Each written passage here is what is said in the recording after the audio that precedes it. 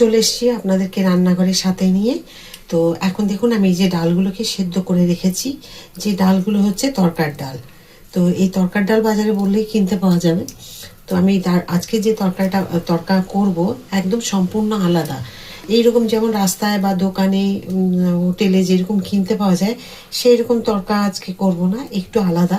তবে সাথে থেকে কিন্তু আপনারা দেখে নেবেন তরকা যে আমি ডিম দিয়ে করব সেই ডিম তরকাটা কীরকম হচ্ছে আলাদা। তেলের পরিমাণ আপনারা যেরকম খাওয়া পছন্দ করেন ঠিক সেই রকমই নেবেন। একটু পাঁচফোড়ন দেবো, দুটো তেজপাতা, দুটো শুকনো লঙ্কাকে টুকরো টুকরো করে কেটে নিয়েছি। দেবো এবারে পেঁয়াজগুলোকে।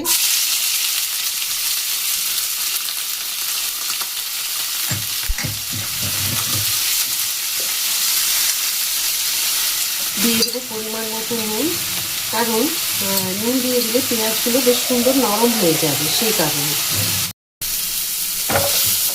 পেঁয়াজগুলো যেই দেখুন ভাজা হয়ে গেছে, এখন আমি দিয়ে দেবো কুচিয়ে রাখা রসুন।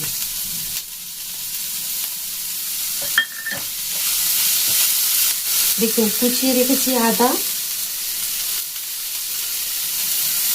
আর দিয়ে দিচ্ছি টমেটো।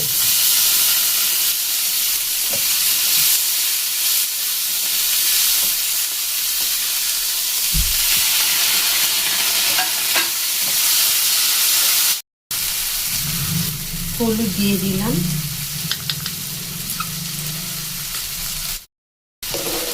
দেখুন এইটুকু চিনি দিলাম, মানে হাফ চামচেরও কম।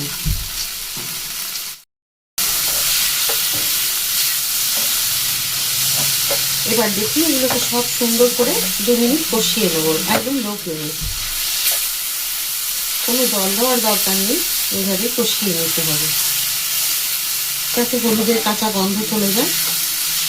আমরা যেরকম রাস্তায় বা বাড়িতে আমরা তরকা তৈরি করে থাকি সেই তরকা নয়, চলতি তরকা। এটা একদম স্পেশালভাবে তৈরি করা হচ্ছে। এই তরকাটা সত্যি কথা এর আগে আমার মনে হয় না আপনারা কেউ তৈরি করেছেন বা দেখেছেন। একদম সম্পূর্ণ আলাদা হবে। তো দেখুন আমি দিয়ে দিচ্ছি এবারে ডালের সেদ্ধ।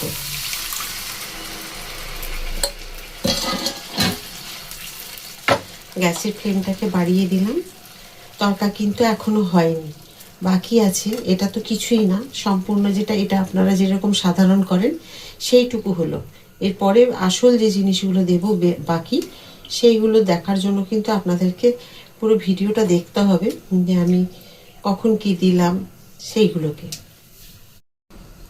তো দেখুন জল আমি যেটুকু সেদ্ধ ছিল, জল সেদ্ধ যে ছোলার মানে যে ডালটা সেদ্ধ করেছিলাম, ছোলা বললাম, তো সেই ডালের যেটুকু জল ছিল সেইটাই দিয়েছি।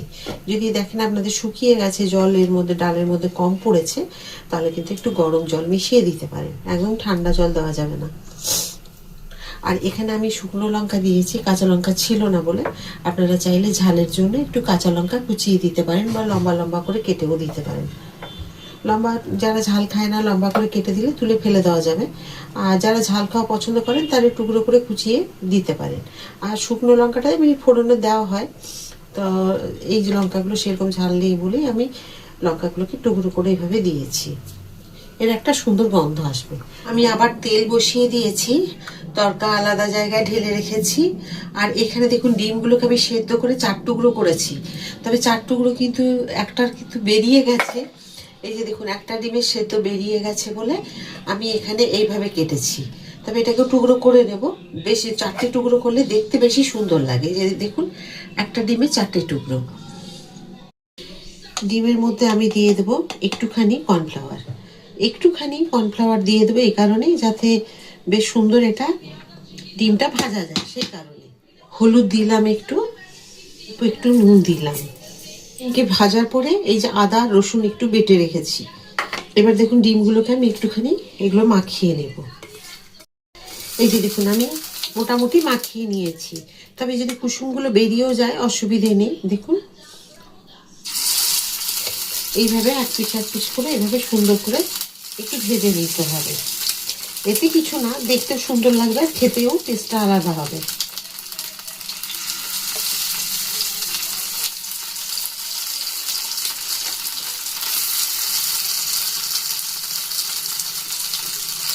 এটা আসলে ডিমটা একটু ফেটে গিয়ে বেরিয়ে গেছে এই অংশটা, সেই জন্য আমি টুকরোটা ঠিক দেখাতে পারলাম না। তবে একটা 4টে টুকরো করে নেবেন, আসলে রান্নাটা দেখতে তখন খুব সুন্দর লাগবে। ফ্লেমটাকে একদম লো করে রেখেছি আমি, আর হাই ফ্লেমে দিলে কি হবে, পুড়ে যাবে তাড়াতাড়ি, সেই কারণে একদম লো ফ্লেমে রাখতে হবে এটাকে। তো এইভাবে এক পিস করে আমি উল্টে নেব। তবে একদমই কিন্তু হাই ফ্লেমে এইটা বেশি তেলে, ডুবো তেলে ভাজা যাবে না, তাহলে কিন্তু ফেনা হয়ে যাবে আর কুসুমগুলো একদম গলে যাওয়ার মতো ঘেটে যাবে। সেই কারণে অল্প একটু তেল দিয়ে যতটুকু প্রয়োজন সেই রকম দিয়ে এগুলোকে ভেজে নিতে হবে। খুব সুন্দর করে দেখুন ভাজা হয়ে গেছে। এবার এগুলোকে একটুখানি সাইডে সরিয়ে নেব এইভাবে দিয়ে, আমি যে মশলা যেটা আদা আর রসুন বেটে রেখেছি সেটাকে এখানে দিয়ে দেব।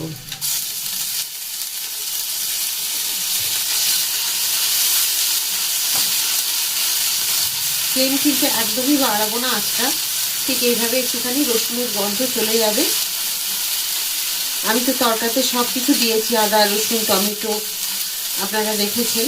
এখানে কিন্তু আর ঝাল দেওয়ার দরকার নেই, ওখানে যা দেওয়ার দেওয়া হয়ে যাবে। শুধু ডিমটাকে ভেজে এভাবে কোট করার জন্য আমি একটা আদা আর রসুন, আপনারা খেতেও করে নিতে পারেন, মানে আধ বাটা, পুরো মিহি করে বাটতে হবে না। আর এটাকে লো ফ্লেমে ভেজে নিতে হবে। দেখুন খুব সুন্দরভাবে রসুন ভাজা হয়ে গেছে।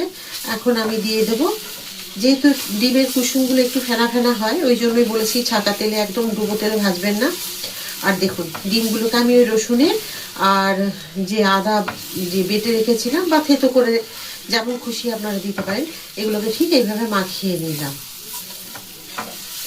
এখন এটাকে আমি আলাদা বাটিতে ঢেলে রাখবো। তারপরে কিন্তু বাকিরা এখনো আছে রান্না, সেইটুকু আপনারা সাথে থেকে দেখে নেবেন, তাহলে কিন্তু আমার আজকে ডিম তরকার রান্নাটা পুরো কমপ্লিট হয়ে যাবে।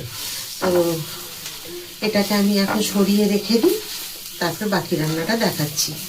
সাথে থাকবেন, চলে যাবেন না, তাহলে কিন্তু যে তরকা, যে ডিম তরকার রান্নার যে আসল যে জায়গাগুলো, সেগুলোই আপনারা বুঝতে পারবেন না, বা ঠিক এইরকম রান্নাটা টেস্ট হবে না।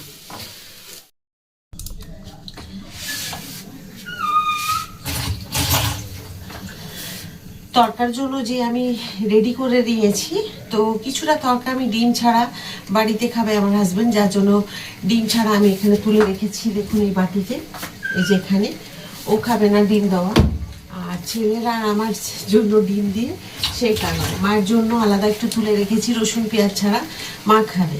তো এখানে আমি দিয়ে দেবো একটু কসুরি মেথি,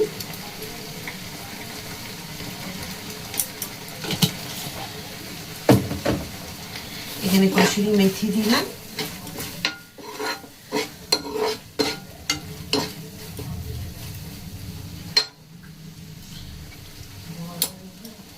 গ্যাসের ফ্লেমটাকে দেখুন একদম কমিয়ে দিলাম। এবার এই যে ডিমটা দিয়েছি, এই ডিমগুলোকে আমি এখানে দিয়ে দেব। এটাকে আলাদা তুলে রেখেছিলাম আমি, আপনারা দেখেছেন। এবারে আশা করি বুঝতে পারছেন যে আজকে ডিম তরকা যেটা আমি করছি একদম সম্পূর্ণ কিন্তু আলাদা। অন্যান্য দিনের মতো যে ডিম তরকা হয়, সেই ডিম তরকা কিন্তু নয় আজকে, কারণ এইভাবে যে ডিম তরকা আমি প্রথম দেখালাম। ডিম তরকা সবসময় ওপর থেকে ভেজে গুঁড়ো করে এটাকে মাখিয়ে নেয়, কিন্তু আজকেরটা একদম কিন্তু আলাদা। দেখুন আমি তেজপাতাটাকে ছড়িয়ে দিলাম। এবার দিয়ে দেবো, আমি একটা ডিমকে মানে ভেজে টুকরো করে রেখেছি, সেটাকে দিয়ে দিলাম।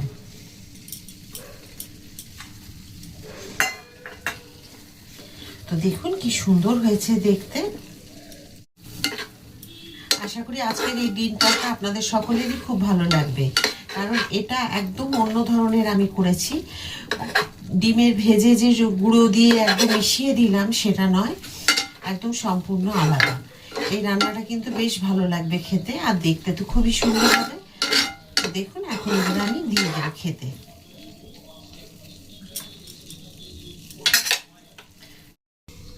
তো দেখুন ডিম তড়কা আমি নিয়ে নিয়েছি, সেদ্ধ ডিম, ভাজা ডিম, দুটো ডিমকে মিশিয়ে একদম সুন্দর করে নিয়েছি। দেখুন দেখতে, সামনের থেকে দেখিয়ে দিই আপনাদের, খুব সুন্দর লাগছে দেখতে আর খেতে অসাধারণ হয়েছে। আমি দেখেছি একটু টেস্ট করে, খুব সুন্দর হয়েছে। তো এর আগে আমি একবার তৈরি করেছিলাম, আমি সব জিনিসই একবার আমি নিজে তৈরি করে একদিন বাড়িতে খেয়ে দেখে নিই, তারপর কিন্তু আপনাদের কাছে আমি নিয়ে আসি। তো আজকের এই যে ডিম তড়কা, সেদ্ধ ডিম, ভাজা ডিম, দুটো ডিমকে মিশিয়ে যে তড়কা আমি রান্না করলাম, অসাধারণ দেখতে হয়েছে, খেতে হয়েছে অসাধারণ। তো আমি প্রথম দেখালাম আপনাদেরকে, আমি জানি না আপনারা এর আগে দেখেছেন বা তৈরি করেছেন কিনা, তো আমি দেখিনি, আমি আপনাদের কাছে এই প্রথম নিয়ে আসলাম এইভাবে তড়কা রান্না করে।